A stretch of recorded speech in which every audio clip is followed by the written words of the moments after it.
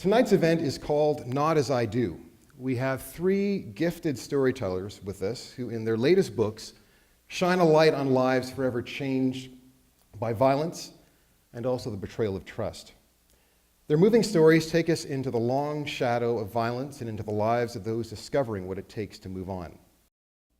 I felt a gentle hand on my arm. "Morayo, please look at me." Her voice was low and soft. "How did those tablets get into the toilet bowl?" "I spat them there." "You did?" Auntie Morenica took a deep breath. "Morayo, kilo de."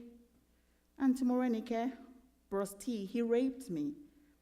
As I said the words out loud, I felt an intense sense of relief. He did not just come to my room at night. He did not just touch me.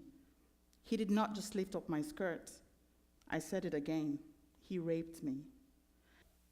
How did that happen, that absence of fear?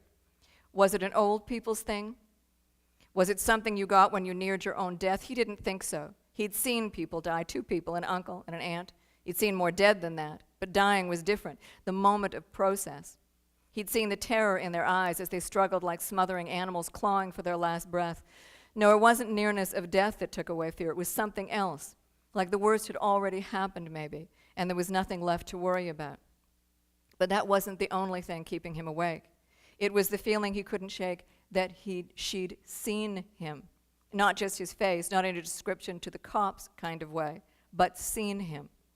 What had that expression been on her face, that near forgiveness that made him want to strangle her?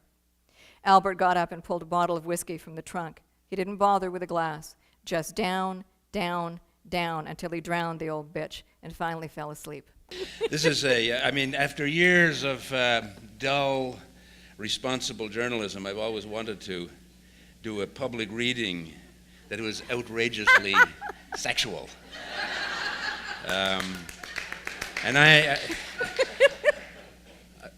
unfortunately, I haven't written one yet, but I am building up to it. So tonight I'll do a little reading that we'll consider to be a dry run.